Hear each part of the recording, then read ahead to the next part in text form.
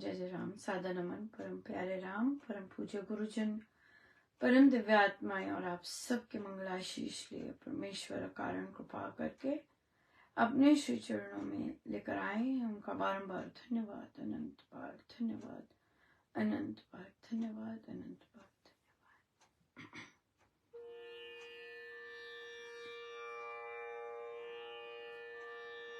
मेरे हृदय में चल कर आज मेरे प्रभु राम आए हैं।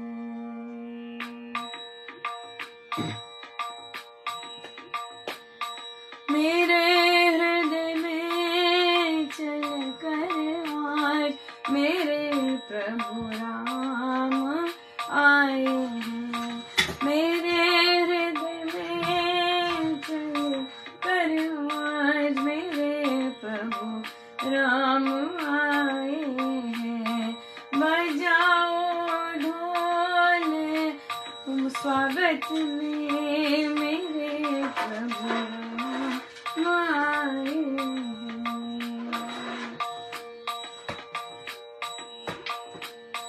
मेरे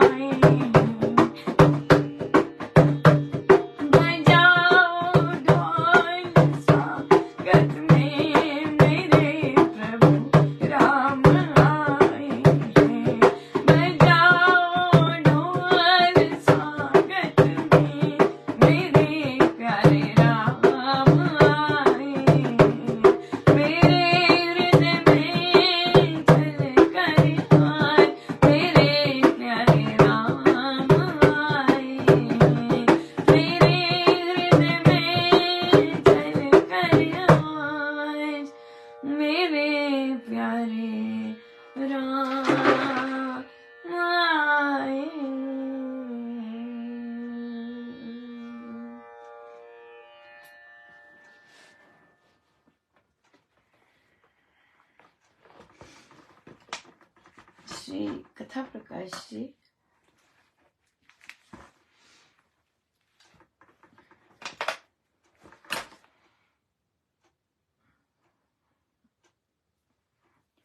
पृष्ठ 429। 8वां प्रसंग। दिल्ली के निकट यमुना नदी के किनारे बैठकर एक श्रद्धावान राजपूत भजन कर रहा था। वह एक हृष्ट पुरुष, सुंदर और सुडौल सैनिक था। उसकी आकृति से शूरवीरता झलकती थी। जब वह प्रातः काल का साधन समाप्त करके राम राम जपता हुआ अपनी छावनी में गया तो उसने देखा कि सारी सेना अस्त्र शस्त्र से सन्नद्ध हो बड़ी सज धज से प्रस्थान करने को उद्यत हो रही है। पूछने पर उसे पता लगा कि अकबर ने चित्तौड़ पर चढ़ाई की घोषणा कर दी है और सारी राजपूत सेना उसके साथ जाएगी। उसको भी सुसज्जित हो जाने का आदेश मिल गया। वह उपासक सोचने लगा कि मुगल बादशाह की दास्ता का संकल में बंधा हुआ मैं अपने देश और वंश के शिरोमणि महाराणा प्रताप सिंह से लड़ने जाऊं। हा, धिक्कार है इस परवशता पर। महाराणा के विरुद्ध शस्त्र उठाकर मैं देशद्रोही, जाति द्रोही, धर्म द्रोही और बंधु वैरी कदापि नहीं बनूंगा। ये कर्म घोर पाप और नीच कर्म है। ऐसे विचार कर उसने घुटने टेक कर नमस्कार पूर्वक प्रार्थना की कि हे ईश्वर, तू सर्वज्ञ सर्वशक्तिमान भगवान है। ऐसे विषम समय में तू ही मुझे वह पथ प्रदर्शित कर जो सच्चे वीर मनुष्यों का है और जो धर्म युक्त है। मेरे ईश्वर, ऐसा ना हो कि कहीं तेरे जन की तलवार किसी तेरे आश्रित भक्त को सताने का साधन बने। मुझे सुमति दे और मेरे घट में तू स्वयं दीपक जला, जिससे मैं कल्याण कर्म को पहचान सकूं। इस प्रकार प्रार्थना करता हुआ वह राम नाम में ऐसा लीन हो गया कि उसको प्रतीत होने लगा कि कोई उसे कह रहा है कि एक निरपराधी देश वंश बंधु के विरुद्ध हाथ उठाना महा अनार्य कर्म है। शाही शक्ति अपने दांव पेच से तेरे वंश के बंधु बांधवों को आबद्ध करना चाहती है। उसके जाल में ना फंसना, उसके षड्यंत्रों को सब पर प्रकट कर देना, उसकी सर्वनाशकारिणी कूटनीति से बचे रहना और उसके प्रलोभन के पंजे का पंछी ना बनना सच्ची बुद्धिमता है। शाही की चाल और नीति को निरर्थक बना देना बड़ी वीरता है। इस समय हिंदुत्व का साथ देना ही सत्य धर्म है। क्षत्रिय का जन्म ही सत्य की रक्षा के लिए हुआ करता है। सो तू सत्य का साथ दे, सत्य की सहायता कर और सत्य पर आरूढ़ रह। यह वाणी सुनते ही उसने सेना के साथ जाना अस्वीकार कर दिया। उसने स्पष्ट कह दिया कि मैं अन्याय और अनर्थपूर्ण संग्राम में शाही का साथ कदापि नहीं दूंगा। उसको इस अपराध पर मारा पीटा और बहुत सताया गया, परंतु वह राम भक्त अंतिम सांस तक अपने निश्चय पर अचल बना रहा। यह है प्रत्यक्ष अध्यात्म कि हम सत्य का साथ देते हैं, हम प्रलोभन में नहीं आते।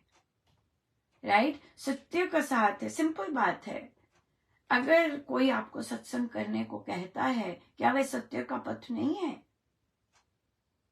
अगर कोई गुरुजनों के विस्तार का काम कहता है, क्या वह गुरुजन का कार्य नहीं है? राइट? या फिर जो लोग अन्याय करते हैं, महिलाओं के साथ मिसट्रीट करते हैं, गुटबाजी करते हैं, उनका साथ हमें देना है। क्यों? क्योंकि हम सत्य के निकट नहीं बैठते, इसलिए हमें ये चीजें झकझोरती नहीं है, इसलिए ये चीजें हमें हिलाती नहीं है।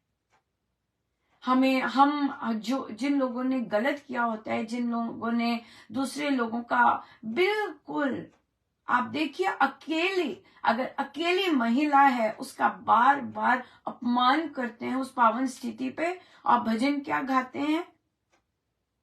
धीरज रख, धीरज रख, जिस साईं ने पीड़ा दी है वो तेरा पार भी निकालेगा। अरे पीड़ा तो कुकर्मों ने दी है ना, साईं कौन पीड़ा देता है?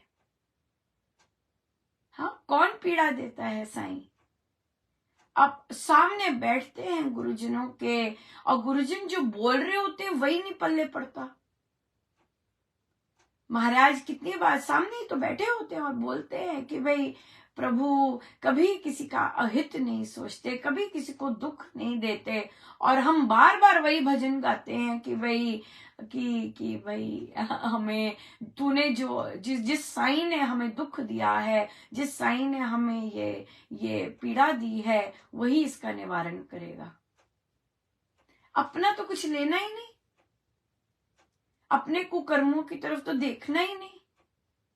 कितनी बुद्धि अविवेक से भरी होती है, हे मेरे प्रभु।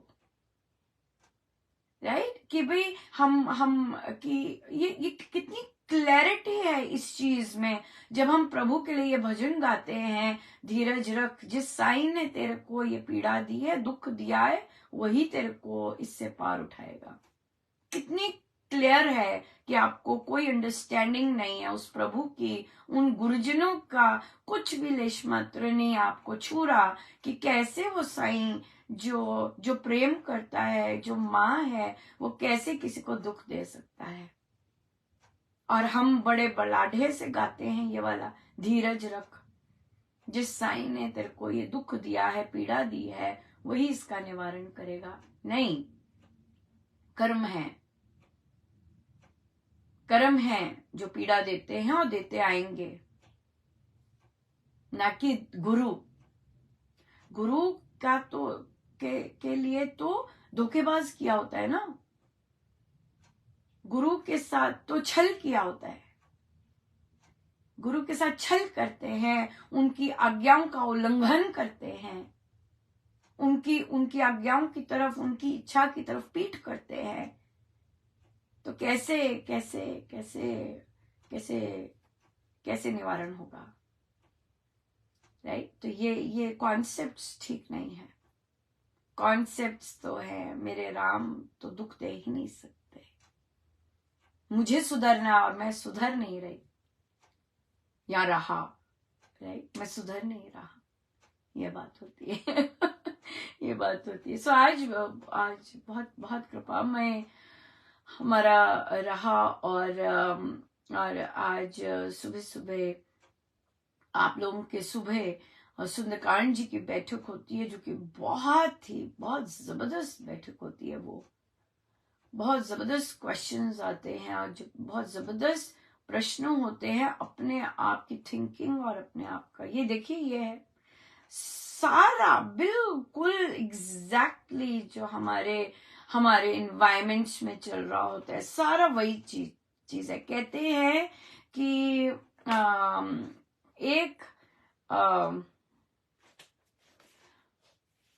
पहले तो एक निरपराधी के विरुद्ध हाथ उठाना अनार्य कर्म है, हाँ, और फिर अपने दांव पेच रखकर उसे फंसाना चाहती हैं। तो जाल में नहीं फंसना, ये स्वामी जी महाराज कहते हैं, जाल में नहीं फंसना, षड्यंत्रों को सबको प्रकट कर देना, हाँ, उनके षड्यंत्रों को सब पर प्रकट कर देना, उसकी नाशकारिणी कूटनीति से बचे रहना, प्रलोभन के पंजे में मत आना, मत आना। राइट, सो इसलिए जो साधक सोचते हैं कि जो अन्याय के साथ के पक्ष में वे रहेंगे, रहे, आपकी चॉइस है। पर हमेशा ध्यान रखिएगा, वो जो छोटे बच्चे आपके निर्णयों को देख रहे होते हैं, वो भी ऐसे ही निर्णय लेंगे, वो सत्य की राह पर नहीं चल सकेंगे, वो प्रलोभनों में फंसेंगे। अगर आप चाहते हैं कि आपके बच्चे प्रलोभनों में नहीं फंसे, then you have to change yourself.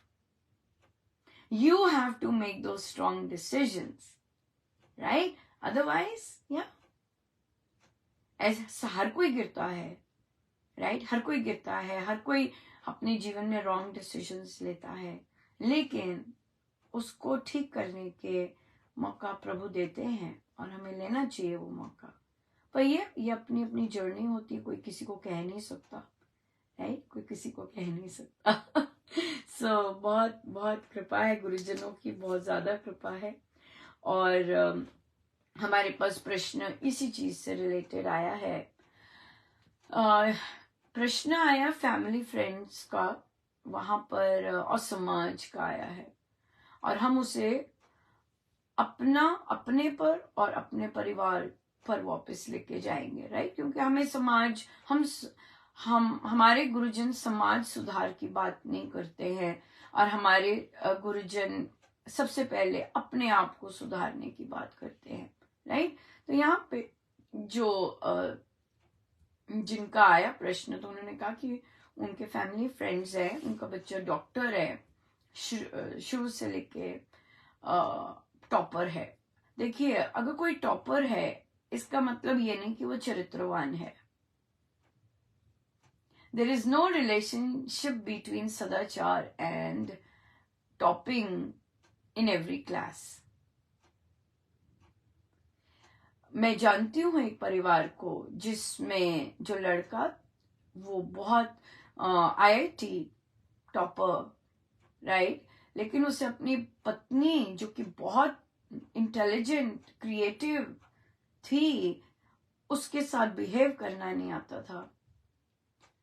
वो उसको फोन तक नहीं यूज करने देता था। IIT topper, settled in the US,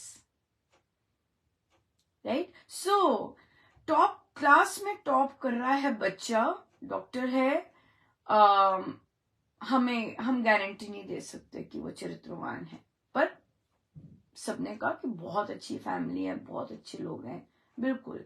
अब क्या हुआ है कि लड़की देखने जा रहे हैं, लेकिन उन्होंने कहा कि जिस भी घर में जाते हैं, जैसे भी जाते हैं, तो लड़की पूछती है जब आप ड्रिंक करते हैं, तो लड़का कहता है नहीं, मैं ड्रिंक नहीं करता, और फिर रिश्ता टूट जाता है।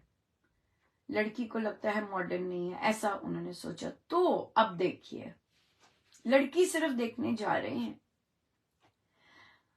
तो जो वन ऑफ द गर्ल्स देखी, तो लड़के ने डिसाइड किया कि मैं झूठ असत्य का साथ दूंगा, और उसने लड़की को बोला हाँ मैं ड्रिंक करता हूं। That was really fast and I guess desperate, right, कि भाई हाँ हो जाए, लड़की से हाँ हो जाए।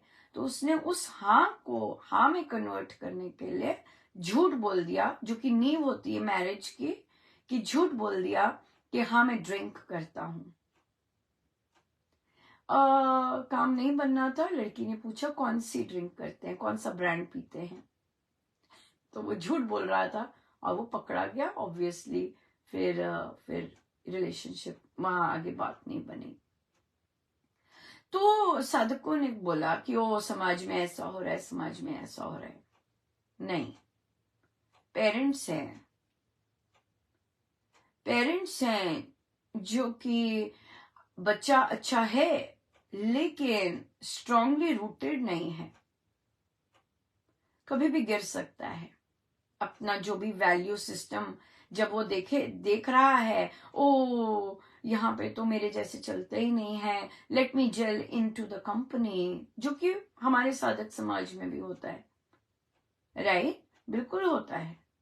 चाहे बहुत सारी हाई पोजीशन है, राइट, और चाहे कितना मर्जी गलत काम कर रहे हैं, सारे एक खड़े हो जाते हैं। इसका क्या मतलब है कि सारों की वृत्तियां अभी वैसी की वैसी हैं, राइट। सो इसलिए यहाँ पर बहुत इंपॉर्टेंट है, चाहे फाइनेंस है, चाहे फाइनेंशियल थिंग्स है, चाहे मैरिज थिंग्स है, पर गलत काम के लिए बहुत इजीली ल्योर हो जाना।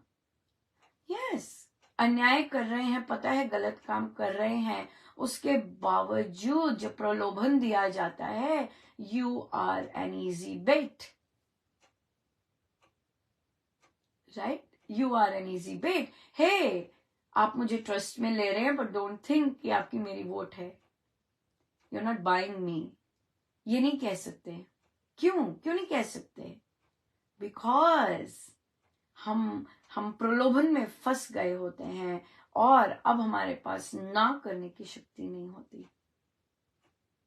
Right, yes, absolutely. सो ये जो प्रलोभन में ना फंसना, ये जो सदाचार है, सबके कप ऑफ टी नहीं होती।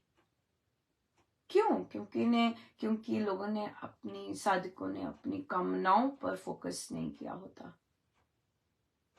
राइट, कामनाओं पर, डिजायर्स पर फोकस नहीं किया होता, as a result of which वो किसी न किसी पड़ाव पर फंसते हैं, बिल्कुल फंसते हैं।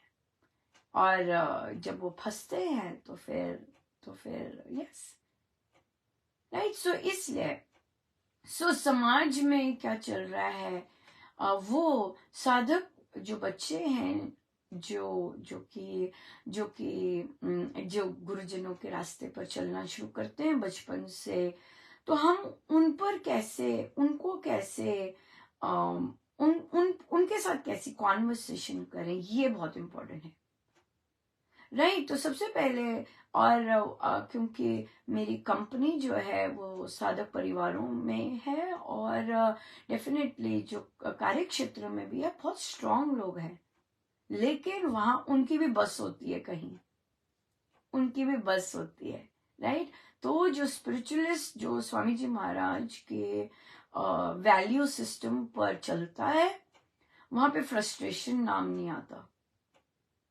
ओ, हमने इतने सारे काम किए, हमने इतने सारे जॉब किए, क्या मिला मुझे, ये वाली जो लाइन है ये नहीं आती। सो टाइम हो गया है, और मैं आई गेस कोई जॉब की ड्यूटी ले लेगा, आई होप सो। सो मैं ये कंटिन्यू करूंगी यहाँ पर। तो यहाँ पर ये चीज हम इसको कंटिन्यू रखेंगे टॉपिक को, क्योंकि ये टॉपिक इजीली जाने वाला नहीं है। तो यहाँ पर हमें एडल्ट्स पे ही फोकस करना है। जब पेरेंट्स रोए धोएंगे, क्या किया, इतना जाप किया, क्या किया, इतना हमने सत्संग करे, क्या मिला हमें अंत में जाके, जब हम ये चॉइस मेक करते हैं, बच्चों को लगता है कि ये रास्ता ठीक नहीं है, इससे अच्छा मैं घूस देकर पहले ही निकल जाता। राइट, लेकिन अगर पेरेंट ये कहता है, सो व्हाट, महाराज तो देख रहे हैं, मेरे कर्म तो ठीक है, I am good, what ever the result is.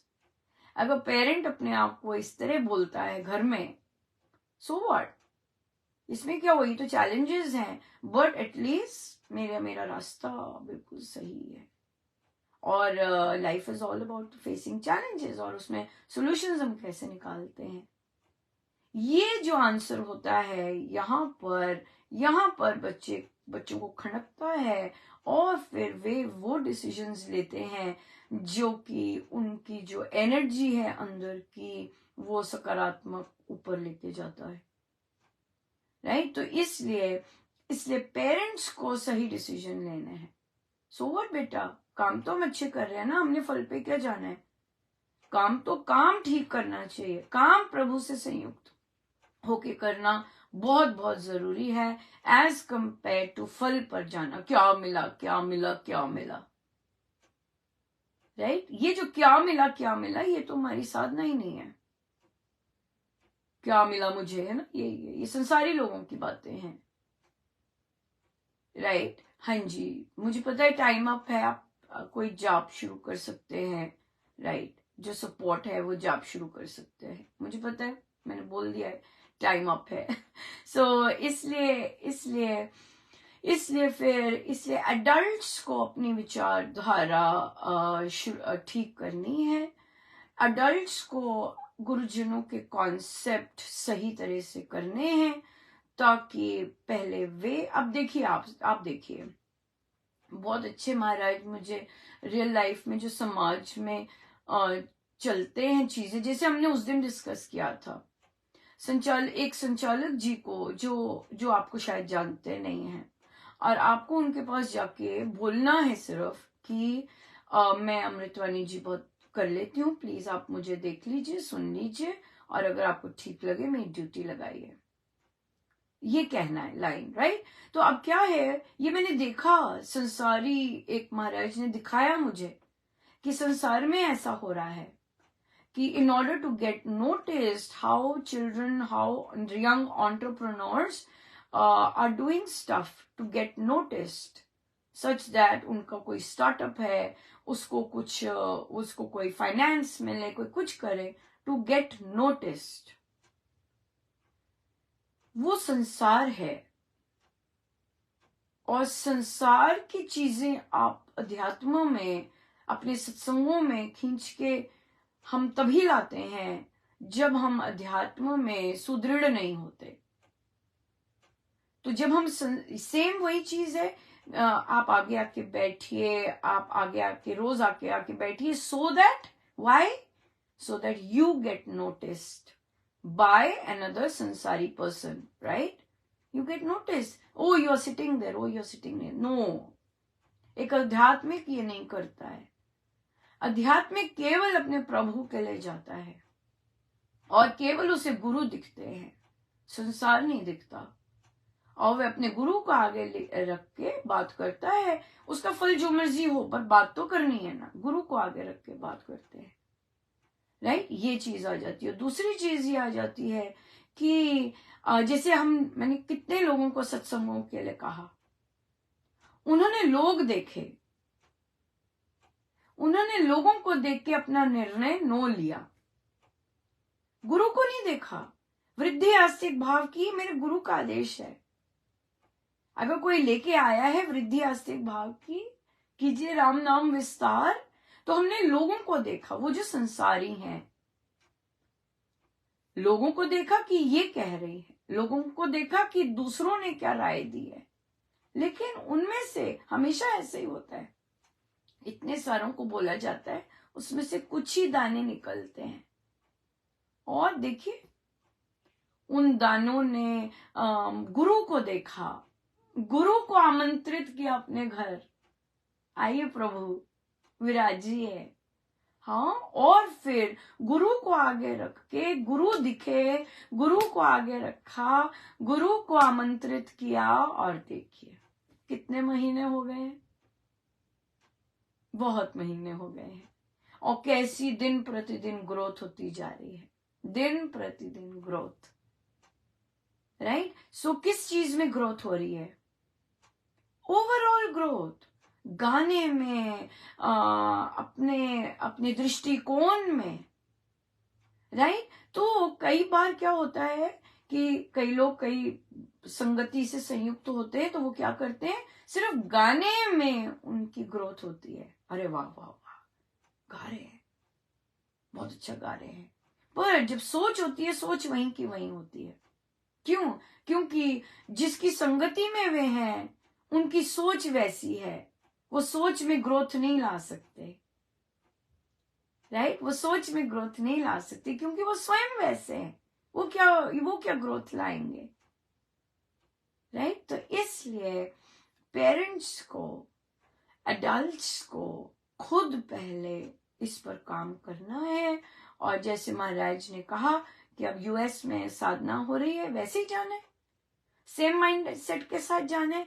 दूसरों को ऐसे देखना है, दूसरों को कोई बकरा बना के किसी को अपनी गंदगी उगलनी है किसी के पास, या नॉन स्टॉप बातें करती रहनी है ऊंची वॉइस में, या फिर हमारी साधना चल रही है उसमें कोई इंटरप्शन लेके आनी है, कोई और मंत्र उच्चारण करवाना है, ऐसे ऐसे काम करने हैं। We need to be better, right. तो महाराज ने कहा कि उपासक का आंतरिक जीवन का प्रैक्टिस कीजिए, रीडिंग नहीं। आज हमारे श्री रामचंद्रम में किया उपासक का प्रवचन, पीयूष जी में जो उपासक का आंतरिक जीवन का जो चैप्टर है उन्होंने शुरू किया। बट सुनने से तो जो सामने बैठे होते हैं, इतने वर्षों से सामने बैठे हैं, अगर वो ये नहीं सुन पाए कि प्रभु दर्द नहीं देता है, कर्म दर्द देते हैं, अगर ये नहीं पता लग सका सामने बैठ के, तो ये मात्र सुनने से उपासक का आंतरिक जीवन क्या होगा? कुछ भी नहीं। उसे प्रैक्टिस करना है कि आज मैंने ये लाइन पढ़ी है, मुझे इसे अपने जीवन में उतारना है 1 वीक के लिए। अब मैंने ये लाइन पढ़ी है, नेक्स्ट मैंने ये लाइन पढ़ी है, अब मुझे इसे अपने जीवन में उतारना है। जब आप ऐसे एज अडल्ट्स ऐसे करेंगे, बच्चे आपको देखेंगे कि आप में कितना चेंज आ रहा है। बच्चे आपके बिहेवियर्स को, बच्चे आपकी सोच को नोटिस करते हैं और देखेंगे व्हाट इज शी डूइंग, आज आपको क्या हुआ है। यू नो या सो इसलिए बच्चों को मत ब्लेम कीजिए कि गर्ल्स बहुत ड्रिंक कर रही हैं, गर्ल्स ऐसा कर रही हैं, गर्ल्स वैसा कर रही हैं। ये गर्ल्स की वो नहीं है, ये पेरेंट्स की है, एडल्ट्स की है। उनके जीवन में जो एडल्ट्स आए हैं, उन्होंने जो निर्णय लिए हैं, तभी हमारा समाज इस तरह से हो रहा है। पर सब नहीं है, it is all about choices. अगर पेरेंट्स घर में ढीले पड़े हैं, राइट, तो बच्चे भी ढीले पड़ेंगे। पर हमारे साथ हमारे गुरुजन हैं, और अगर हम पर उन्होंने इतनी कृपा की है कि हम अगर लुढ़कते हैं, फड़कते हैं, वे होते हैं, हमारे सहायक बनते हैं, हमें संरक्षण देते हैं, राइट। तो ये टॉपिक तो कंटिन्यूड रहेगा, क्योंकि इस पर और भी बहुत सारे क्वेश्चंस आए कि हमें आजकल के बच्चों के साथ डिफरेंट सिनेरियोज में कैसे डील करना चाहिए, वो हम लेंगे। सो बहुत बहुत धन्यवाद गुरुजनों का, बहुत बहुत अनंत बात है। आइए हम सीधे होके बैठे।